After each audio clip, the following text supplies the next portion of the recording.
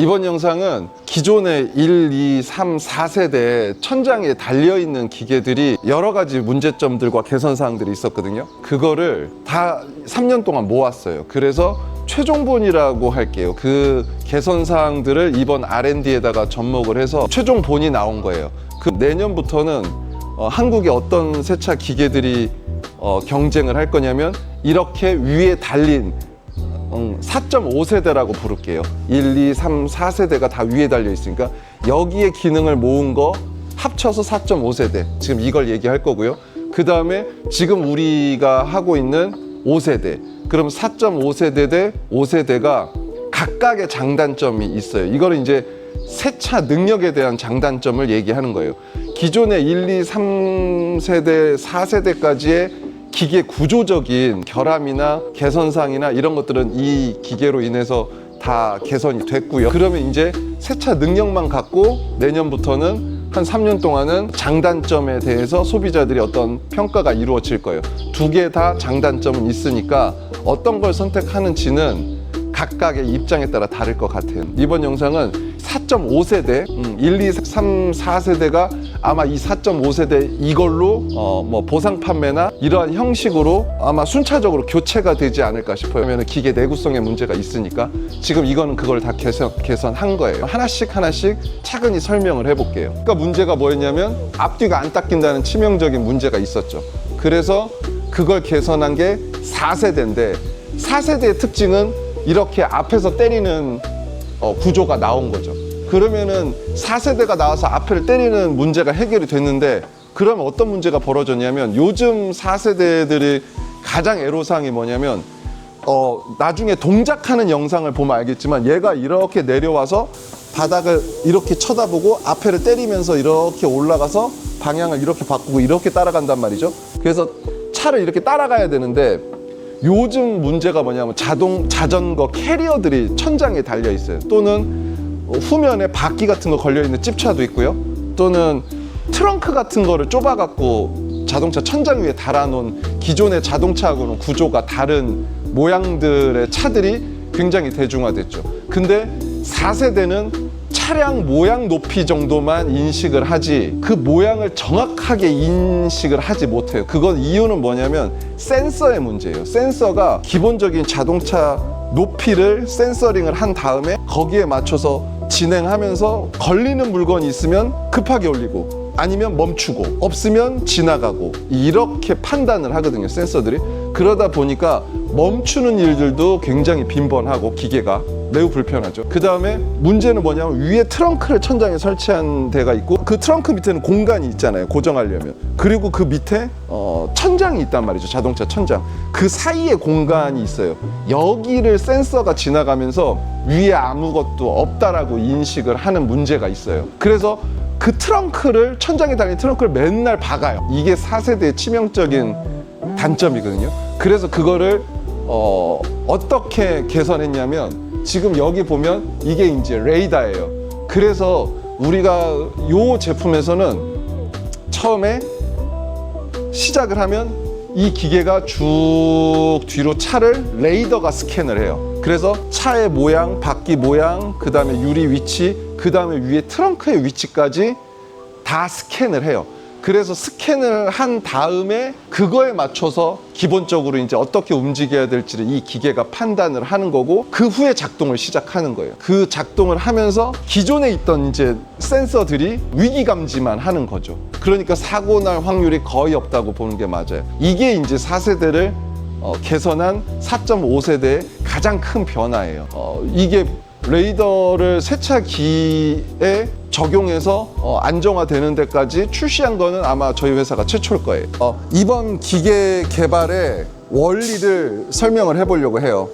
그래서 일단 중요한 거는 레이더가 어떻게 됐는지, 그 다음에 어떻게 물을 쏘는지, 샴푸를 4종류를 어떻게 쓰는지를 이번 영상으로 한번 설명을 해볼게요. 지금 뭐 하고 있는 거냐면 양쪽의 레이더에서 차 모양을 스캔하고 있는 거예요. 이거 스캔하는 이유는 뭐냐면 4세대의 문제점들이 차 모양을 정확하게 못 읽어갖고 저 앞에가 차를 부닥치는 현상들이 있었단 말이지. 그 사고가 빈도가 매우 높았어. 그래갖고 4세대들이 일찍 시장에서 빠져나간 거야.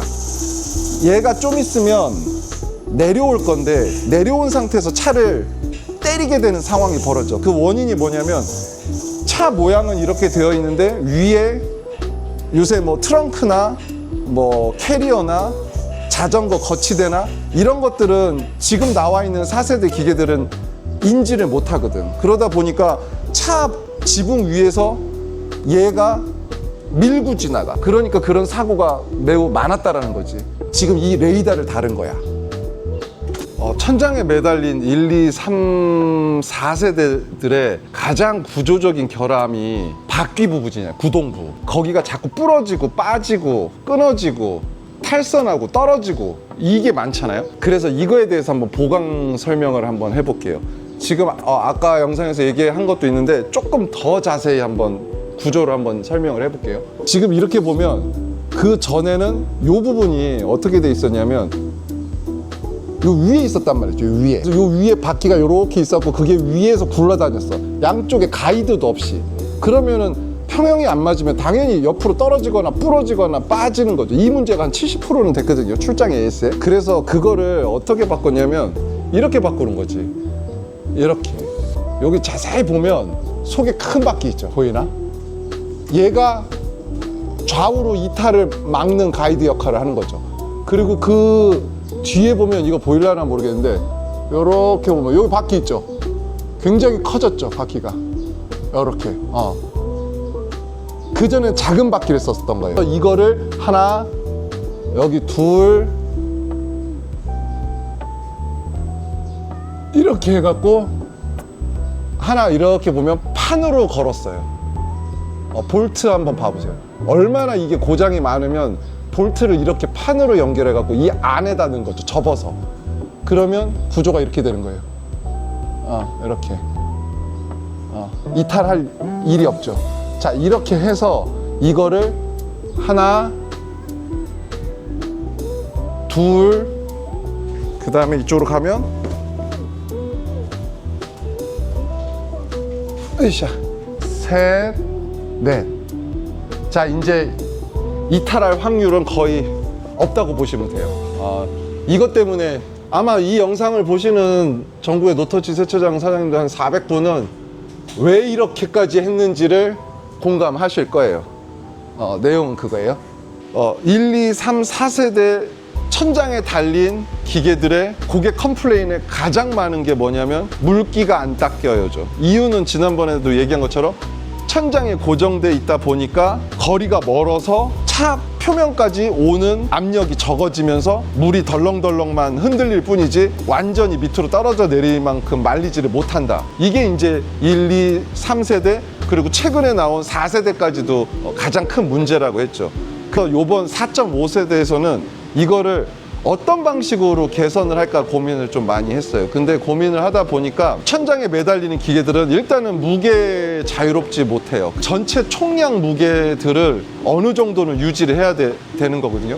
더 무거워지면 밑으로 내려올 수밖에 없는 거죠. 자, 그래서 어떻게 개선을 했냐면 이 기계에서 아까 지난 영상에서 본 것처럼 구동부나 이런 데들은 쇠판을 엄청 두꺼운 걸로 다 바꿨어요. 왜? 운영하던 사람들이 1, 2년만 지나면 그 구동부에 핀이 자꾸 부러져 갖고 기계가 탈선하고 막 바닥으로 떨어지고 고장이 많고 뭐 7, 80%가 그 구동부 고장이었습니다. 이게 가장 큰 문제여서 매우 두꺼운 판을 4개나 놓은 거죠. 그리고 양쪽에서 잡은 거죠. 그래서 레일 안에다가 이탈 안 하게 안 속에다 넣은 거죠. 그 안에도 두껍게 구동부를 철판으로 만든 거예요. 두꺼운 철판으로. 어떠한 봉이 아니라. 그러다 보니까 이 무게만 갖고도 무게가 상당히 무거워진 거예요. 그 무게는 불가피한 무게 증량이고 그러면 어딘가에서는 그 무게를 빼야 되는데 이 무게를 빼는 거하고 또 블로어가 잘 안 마르는 거하고 두 개를 묶어서 개선을 해봤어요. 결과는 어떻게 만들었냐면 기존의 4세대들은 용량이 작은 블로어 4개를 이렇게 4개를 썼죠. 그래서 후웅 불었죠. 근데 무게를 줄이고 구조를 든든히 하면서 블로어 기능을 높이려고 하다 보니 일단은 블로어를 큰 블로어로 2개로 바꿨어요. 그리고 큰 블로어가 용량이 4개 용량만큼을 만들었죠. 그 대신 무게는 줄었겠죠.